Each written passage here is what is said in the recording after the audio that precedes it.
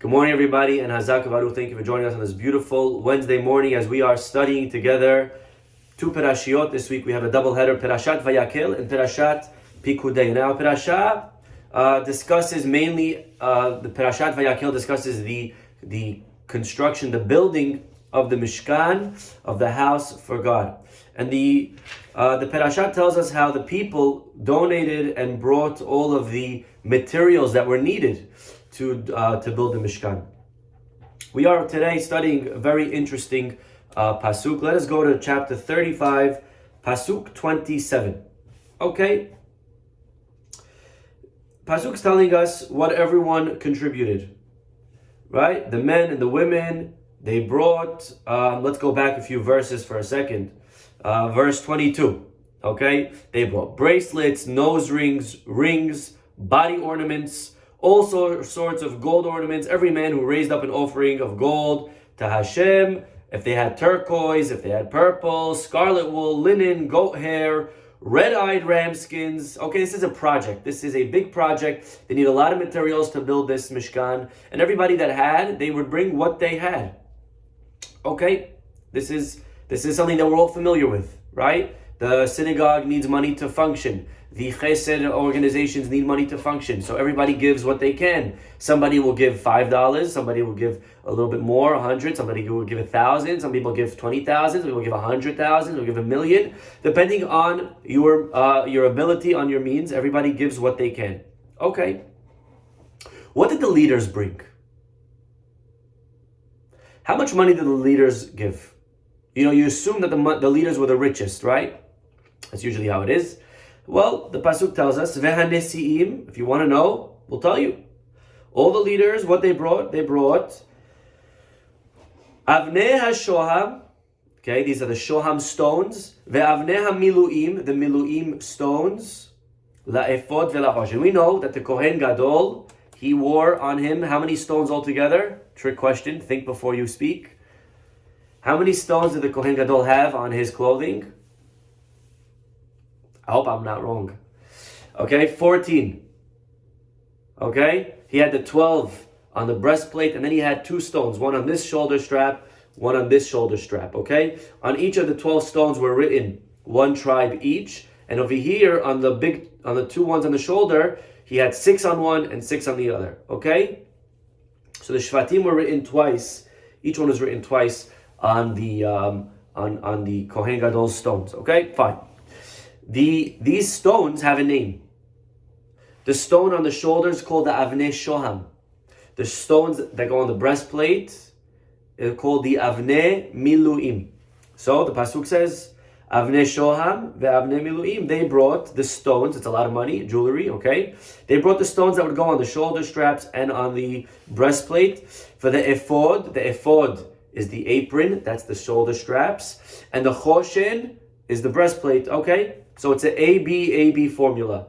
Avnei Shoham, Avnei Miluim, for the ephod and for the choshen. Okay, beautiful. Ve'et ha-bosem, ve'et ha-shamen. They also brought spices. Not everyone knows this, by the way. They stop the Pasuk there, and then they go into the nice Dvar Torahs. But the Pasuk continues, actually, that they brought spices and oil.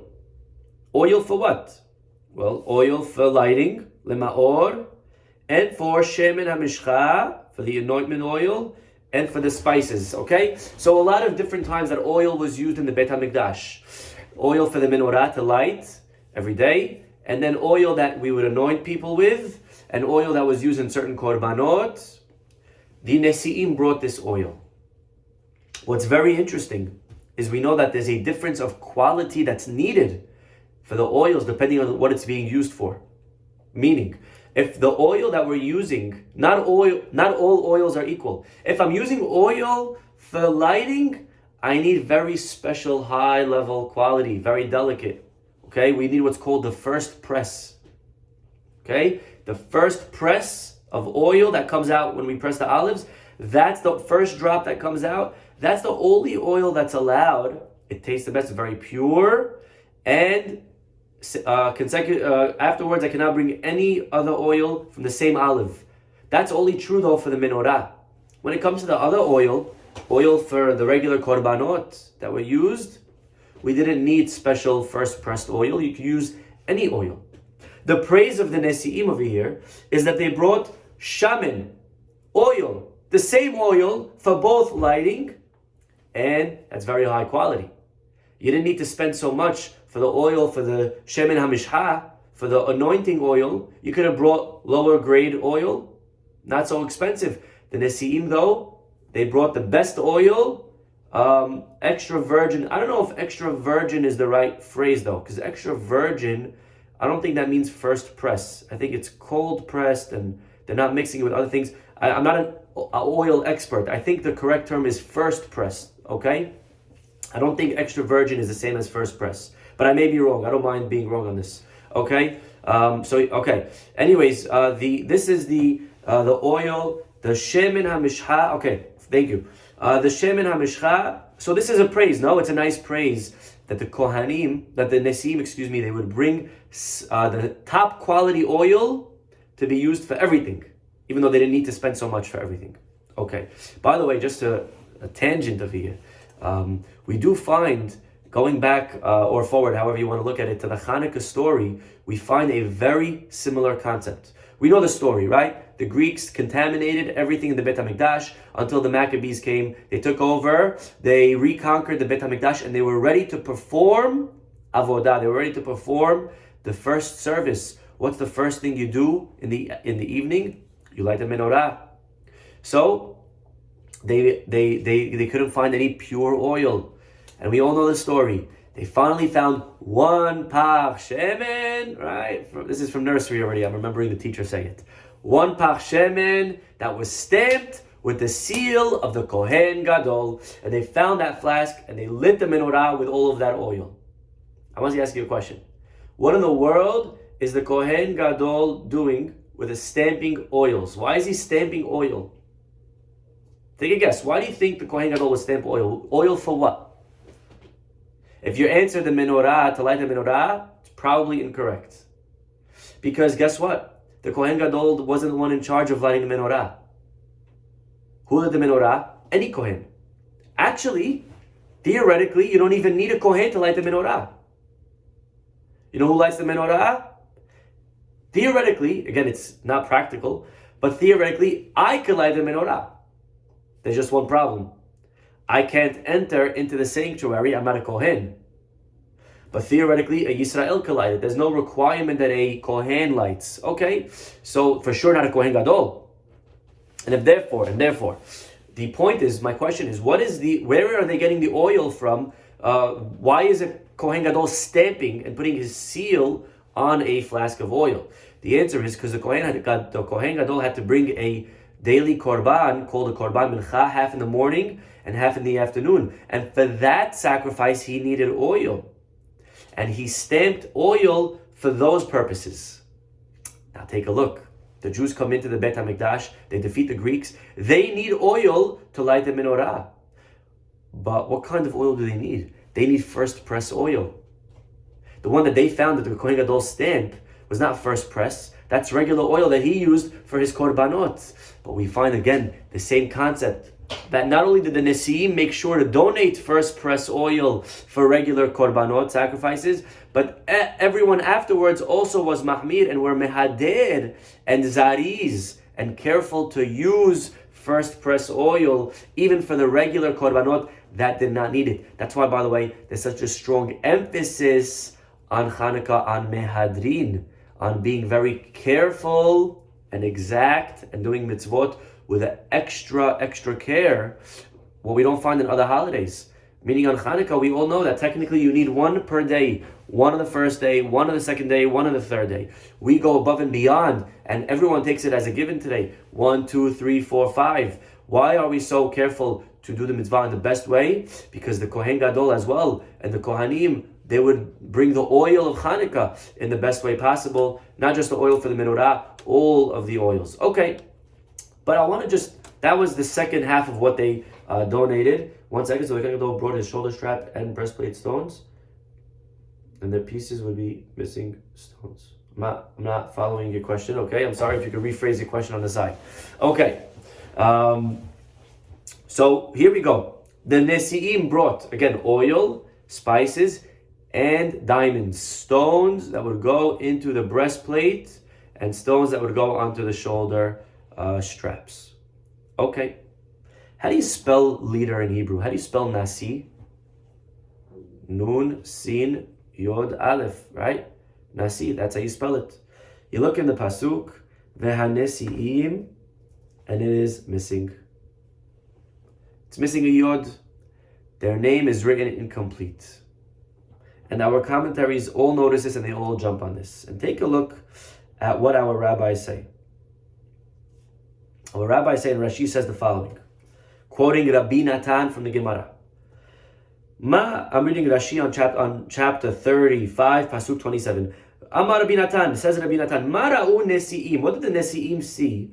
Lehitnadev behanukat hamizbeach betchila. Why is it when it came to the inauguration, which we're going to read in Perashat Naso, they brought first. The Nesi'im brought first.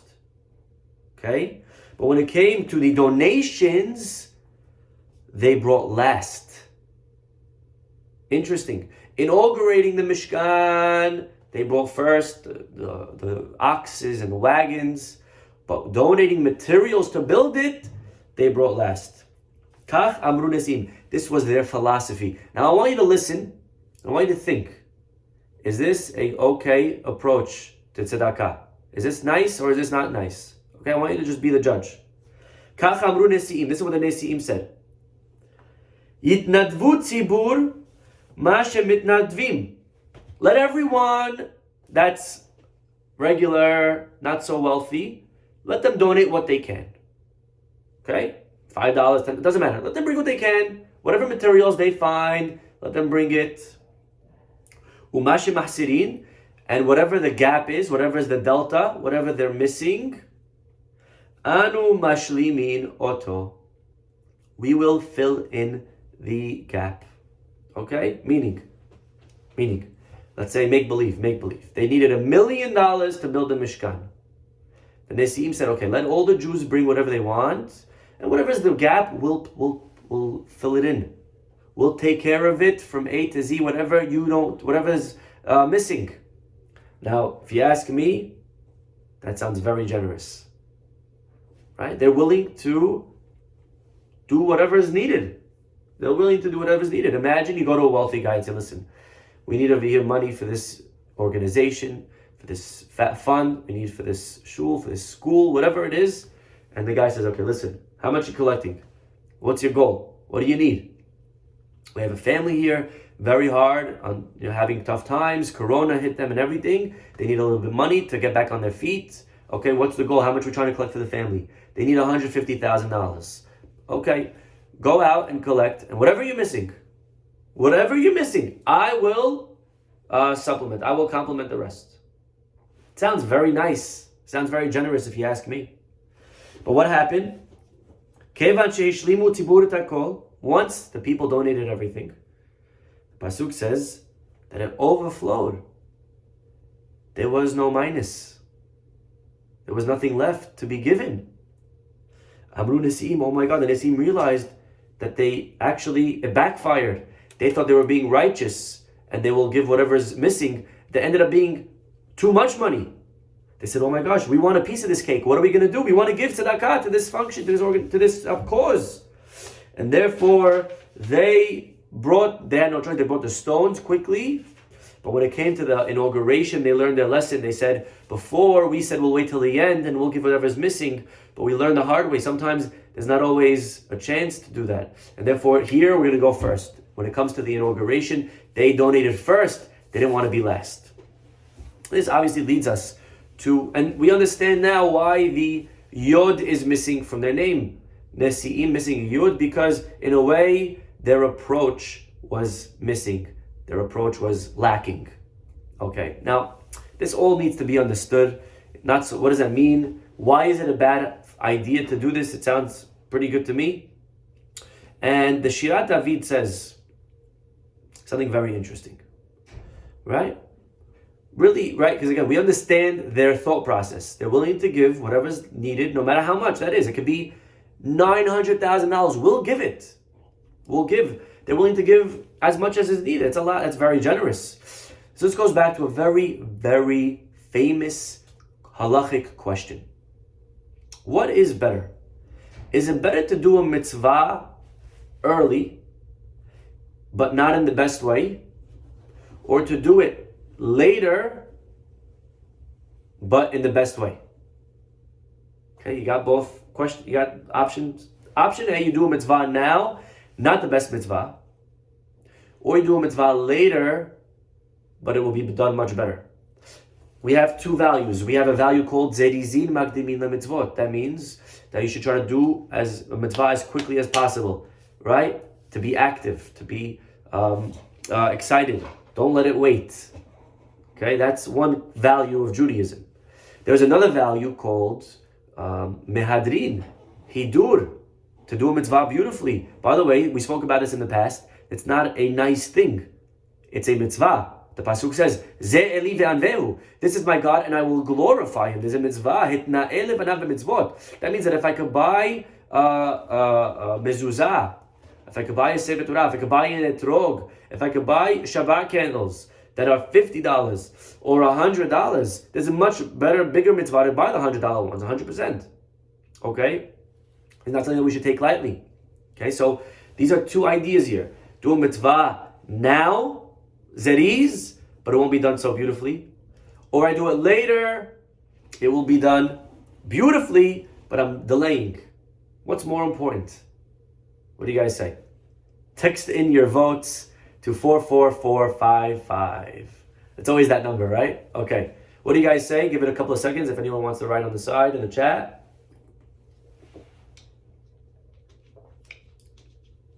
Okay, we got early, we got depends. Okay, that's so smart. It always depends, right? You're such a Jew. Okay, depends. Okay, so the answer is, says the Trumat Hadeshen. I'm going to give you a practical application of this case just to bring it home, to make it a little bit more real, a little bit more concrete.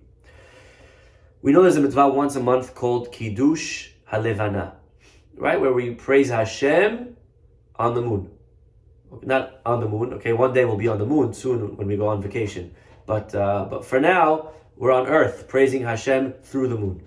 And what that means is the idea of blessing God and through the Levana is that we do it once a month from the third day and on. That's technically the earliest you could do it, when you could see a significant piece of the moon, but a little bit more than a sliver. Okay, till when do I have? I have till the 15th of the month. So there's a big window. Ashkenazim have from the 3rd to the 15th. Sfaradim were a little bit more tight. We have from the 7th or 8th till the 15th. Either way, you have a week or more to say Birchat HaLevana. Okay, now the Birchat HaLevana, there's a lot of praises about it. And it's like accepting the Shekhinah, etc. Very, very beautiful things said about Birchat HaLevana. And when we say it, ideally we should be wearing, therefore, Shabbat clothing. You know, there's a custom to say it on Saturday night after synagogue. But people think there's an intrinsic connection between Shabbat and Birchat HaLevana. There's no such thing. It's just that you want to say it wearing Shabbat clothes. When are you saying Shabbat clothes? On Saturday night. Okay, and therefore we say it on Saturday night. We don't say it Friday night because we're scared of people carrying, but b'diavad, if one says it Friday night, it's not a problem. But that's the last option. But we try to say it on Shabbat clothing mode, and therefore we say it on Saturday night. But again, you don't have to say it Saturday night. It's just a better hidur, doing the mitzvah in a nicer way. So ask the Trumat Hadeshen, what's better? To do it on the earliest day possible? Let's say Shabbat, for argument's sake, is the 6th day of the month, the 7th day of the month. Should I do it on the 3rd, early, but not so nice, in my regular clothing? Or should I do it on beautiful clothing, but I'm going to have to delay the mitzvah? This is the famous question. And Trumat Hadeshen answers, it depends. If you are sure that you'll see the moon later on Saturday night, if you're sure the moon will be clear, if it's not like in the winter and cloudy and raining, then wait. But if not, then you do it right now. Okay? Oh, very good. Rina, that's an interesting point. So There's another question that was asked. Somebody was in jail and he asked the Noda B'Yehuda, I believe, the following halachic question. He said, I'm in jail and the king or the warden, whatever, is giving me one day that I could go out. Of course, then I have to come back into jail. Which day should I pick to go out of jail? Should I wait till Shabbat where I can hear the Torah? Should I wait till Yom Kippur to pray with Minyan? Should I wait till Rosh Hashanah to hear the Shofar? Very, very, very famous question. And he was famous for answering, get out today. If you could go to pray today with a Minyan, don't procrastinate, because who said tomorrow will come?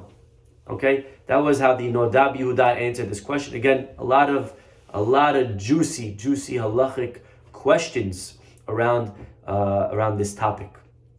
However, going back to our Nesi'im, says the Shirat David, the Nesi'im were criticized because yes, they wanted to do the mitzvah in the best way, and they said we'll do it later and we'll bring whatever is missing, and that's a beautiful thought, that's a nice idea, but you could lose out.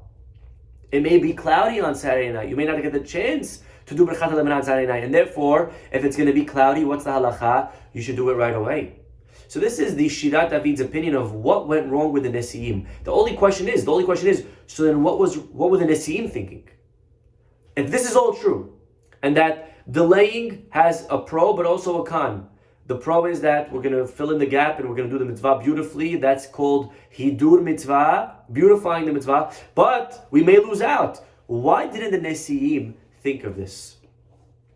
And this is going to take us till the end of our class today, I think. Let's see. But there's a very, very, very powerful concept here that we have to discuss. And today, with your permission, we're going to learn a little bit from Mesilat Yesharim. Okay? Mesilat Yesharim is a classic. It's one of those books that every person must not only own, obviously, but also to read. And he discusses, it's a book on ethics and timeless lessons for life, on how to work on ourselves as people, and in our relationships with God and our relationship with people.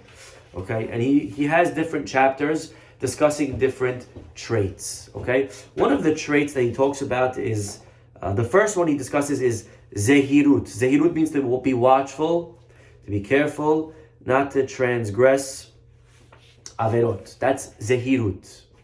Zerizut is to be very active in doing good deeds, into doing good mitzvot. It's very actually hard to translate Zerizut because people usually translate it as zeal, right? Zealot, but zeal is not always the correct way to translate Zerizut because unfortunately it has a negative connotation attached to it when we think of a zealot, right? And he's a hot-headed person.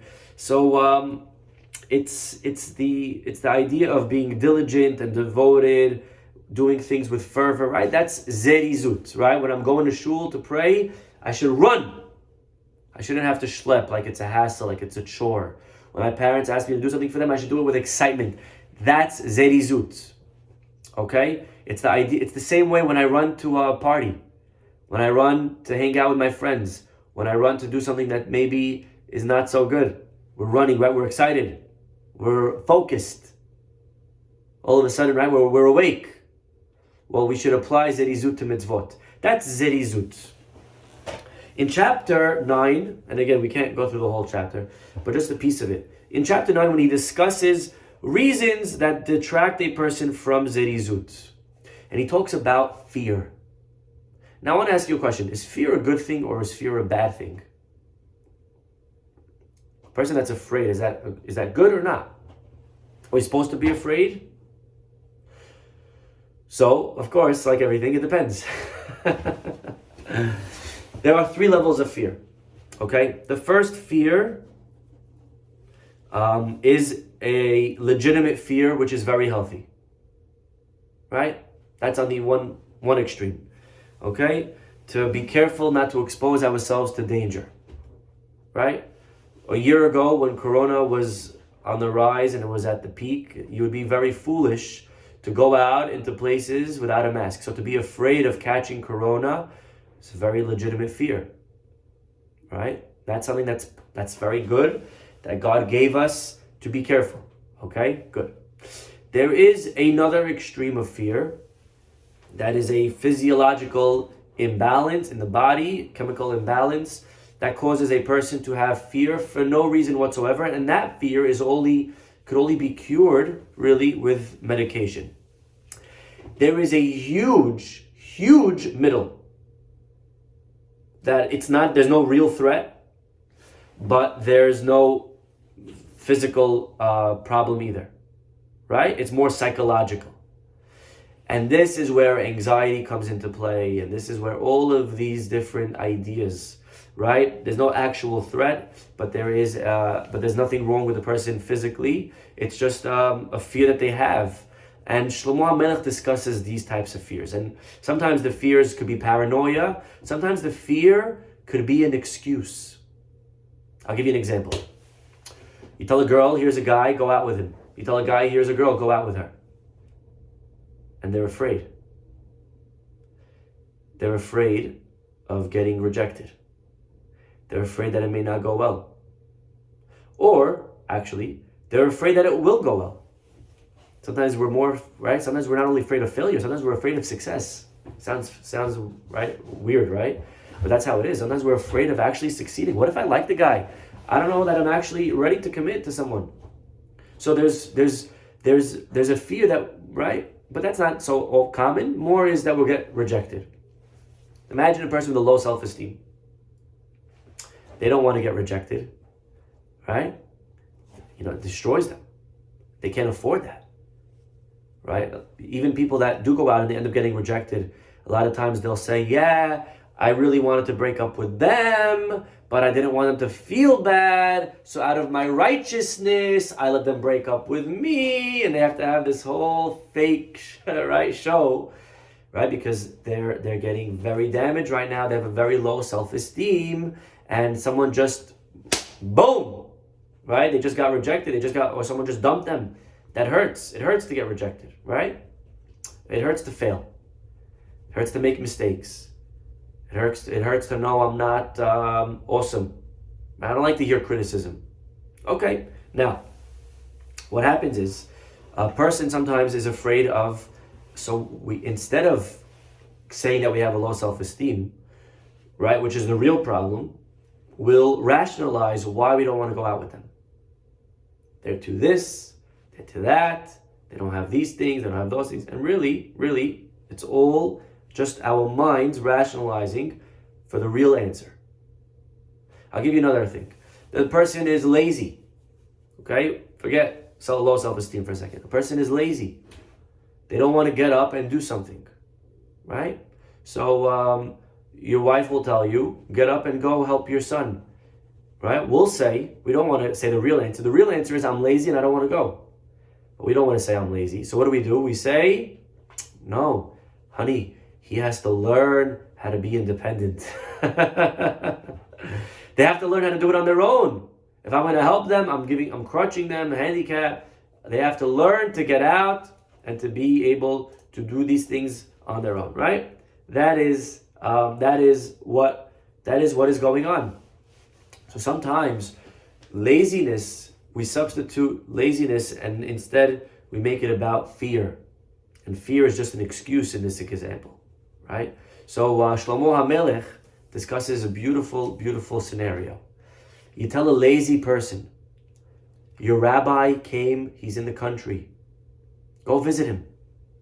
You have your mentor, go see him. The lazy person will say, I'm afraid there could be lions in the street. I'm afraid I'm gonna get hit by a car. Okay? Your rabbi is not in the country. Your rabbi is down the block. I don't know, but I heard that there were animals escaping the zoo. It could be that the lion's on my block. Okay, the rabbi's in your building.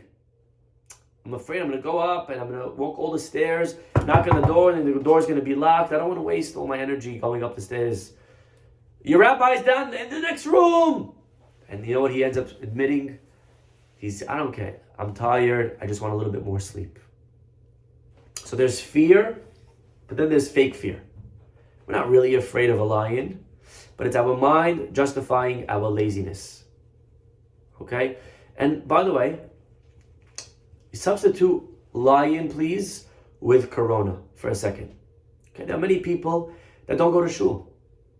Right? And there are people that did go to shul before, and now they don't. And ask them, why don't you go to shul? Why are you not going to pray with minyan? You know how important it is to go be part of the community. Why are you not going? They'll say, what do you mean? I'm scared of catching corona. Why do you go hear Megillah with minyan? Rabbi, could I hear Megillah through Zoom? I mean, I don't know. We could discuss the question, but why don't you go hear it in the synagogue? No, I'm scared of catching corona. In the meantime, this person has been on every plane possible, eating at restaurants, partying their brains out, okay? They have not been careful. When it comes to Megillah for a half hour, God forbid, chas v'shalom, that I should be with other people in the room. So let me ask you, is that real fear of corona? If it was a legitimate fear, let's open the books, let's see, maybe there's a solution. My point is, again, this is an example, don't get stuck on the example. My point is that sometimes there's legitimate fear that we should actually have. There's something in the streets. And by the way, when there's a real fear, we should actually be careful for it. There are some people that take it to the other extreme. Some people, I have emunah in Hashem. And it's as if corona didn't exist. So when all the doctors and all the rabbis were telling you, pray at home, you had these really righteous people that said, no, has v'shalom, I gotta pray with a minyan, and I gotta go. And they put themselves in danger, and they went out, and they congregated against medical and halachic advice. So that's the other extreme, that you're blind to physical dangers as they exist. And you're ignoring the reality. That's also not acceptable. Okay? Either extreme is no good. Person should not walk around and put themselves in sakana, say, no, it's okay. I'm wearing tzitzit. I don't care if you're wearing 1,000 tzitzits, okay? If you jump off a bridge, you're going to die. Okay? A person has to be normal. Don't put yourself in sakana. Shh. Okay, can I give you an example, by the way? I'll give you an example of one of the greatest prophets ever. Shemuel HaNavi was appointed by God to go and anoint who? He actually anointed the first two kings, King Saul and King David. Now we're talking about when he went to anoint the second king, King David. Okay, David HaMelech. And you know what Shemuel says back to God? He says, God, I'm nervous. I'm nervous that if I go anoint David HaMelech, Veshama Shaul veharagani, maybe Shaul will hear and he will kill me. I'm scared, God. Now, let's just pause 1 second. You're God. What do you answer back to Shmuel? Don't worry, Shmuel. I'm God. I'll figure it out. Right? I got your back. Don't worry. I'll take care of Shaul, okay? I'll make him oversleep or something. You know what I'm saying? That's what I would answer. But that's not what Hashem answers. You know what Hashem says? You're right. You're right. Shaul will kill you. So let's think. Got it. Let's make a decoy and make believe you're just going to do a regular sacrifice. And then on the DL, when no one's looking in a closed room, behind the doors, anoint David HaMelech. How amazing is that, Hashkafa?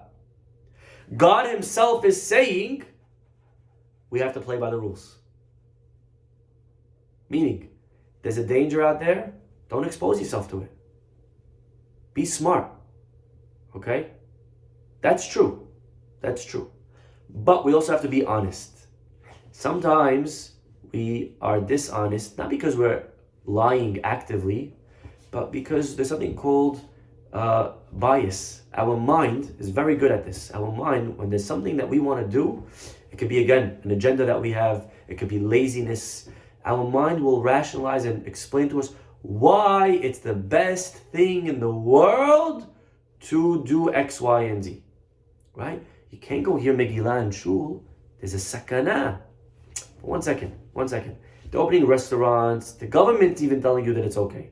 You want to be more mahmir than the government? Than the guidelines that the CDC is putting out? These are all rationalizations for what? For laziness.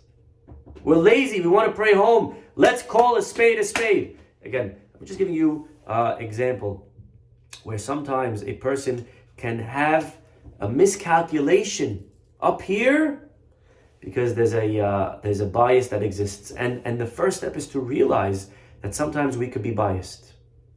And we are biased to things that go on in our lives. And the best thing when you want to be unbiased is to ask somebody who is an outside, unbiased opinion. All of these things, all of the things that are going on in our lives, we're having a dispute with somebody in our family, we're having a machloket. I think I'm right, they think they're right. I can't see straight because I'm biased. I have, right? I'm nogei ala davar. They can't see straight, they have a personal bias as well. So we have to sometimes go to an outside opinion, to a third party. Taking all of this, just again, all beautiful stuff, so much more to talk about over here. If you want to see more on this, please go to Mesilat Yesharim, chapter 9, and we will be selling the book right after the class as well if you want to order one. Okay, just kidding. Yes, beautiful, Jennifer, there you go, beautiful. Now, so it's very important how we have to work on our midot, by the way, to work on our character, because our character may not seem like a scary thing. You know, one may say, Rabbi, what does it matter if I have good or bad character, as long as I have good or bad deeds? That's what matters. Right? Who cares if I'm jealous? As long as I don't actively steal, it's fine. Who cares if I hate? As long as I'm not slandering the person, what's the big deal? Right? Actions are more important, right? That's what we think. Not so true. It's not so true. Okay? Because at the end of the day, what leads to actions are our midot. The way we act is what will call, the way we think is what will result in how we act. So it's very important to work on all of these bad midot. Bringing us back all around full circle to the Nesi'im. The Nesi'im, which letter was missing from their name? We said earlier, there was a missing Yod. The letter Yod, you know what it represents? Says by Bernstein, it represents machshava, represents thoughts. For example, as Yashir Moshe. And then Moshe thought to sing. Shir is to sing. Yashir, I will do this. So the Yud is something in the brain. The missing Yud represents machshava, that the thought of the Nesi'im was manipulated. So what was their verbal excuse of not bringing materials right away? Because we want to give everybody a chance, and then we will supplement the rest. But at the core, the Torah is telling us they were missing a Yud. There's something wrong with their machshava. It was all a clothing and hiding. The real problem, there was a slight, again, who are we to judge these big, huge Nesi'im, these leaders? We don't come close to them. But the Torah is writing this to teach us a lesson, that there was a small flaw in their midot. There was slightly, such a small percent of laziness, and that ended up ruining all of the calculations. Whenever you want to do an experiment, every scientist knows that for the experiment to be a good proof, my weights, my tools have to be precise. If there's one tiny mistake in numbers and anything, the whole thing will mess up.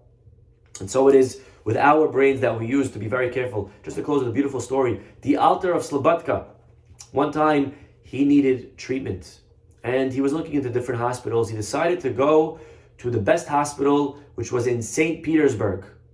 That's where he realized that he could have the best care for his treatment. Okay, of course, the Torah tells us, we have to take care of our health. Okay. Anyways, he gets to St. Petersburg, and he sees one of his students from many years ago, and the student says, wow, Rebbe, great to see you. What brings you here? What brings you to St. Petersburg? And he says, well, you know, we know what was the reason he went to St. Petersburg, because of the treatment. But the Alta of Slobodka closes his eyes and he says, remember that those umbrellas that opened with the push of a button? Today, all umbrellas open with the push of a button. But then it used to be like that. He says, remember, you know the umbrellas that open with a spring? You push a button and it springs open? That's what brought me to St. Petersburg. Of course, the student had no idea what the Rebbe's talking about. What? What is umbrella? What? I'm not. So the Rebbe explained how many years ago, when he was in St. Petersburg, he grew up in St. Petersburg, and he remembered that while everywhere in the world they had umbrellas that you had to open up manually with your hand to pull up, St. Petersburg, they came out with the first umbrella that you pushed and it springed open, and it was a new invention. And he said, when I was calculating where to go for treatment, where will I get the best treatment for my condition? My doctors are telling me I have to go somewhere. I calculated all the different places, and I thought that here in St. Petersburg will be the best place. You can't risk your health. He says, looking back after the surgery, that it's all over, I'm realizing that actually many places where I lived were just as good. Why did I choose St. Petersburg? I chose here because 10 years ago, the invention of the umbrella that it opened up with the spring, and when deciding where to do treatment, I felt back in my mind there was a tiny percent of me that would have loved to just go to St. Petersburg and find an excuse to go to St. Petersburg just to see what other new inventions they had going on in the world right now. And he was honest with himself. He was honest. He said it wasn't the real, the fake reason was, better hospital, that's why I'm going. But now I'm realizing, looking back, I was biased. It was really, I wanted to see what other inventions there were. This is an example of somebody who was honest, realizing that things in our lives could tip the scales. Sometimes it's not so significant. You go to St. Petersburg, you go to a different place, okay? On his level, he felt bad that he decided to go to a further place. He wasted money, he wasted time that he could have been learning Torah, teaching people. But again, sometimes in life there are much more important decisions, or at least on our level, that we need to ask ourselves, these decisions, what is the root, what is the driving force behind them? Are our calculations precise? Maybe they're biased, maybe there's something that is leaning one way, and is causing us to lean and to tilt one way. And that is one of the lessons for the Nesiim. We'll stop over here. Have a wonderful, wonderful day.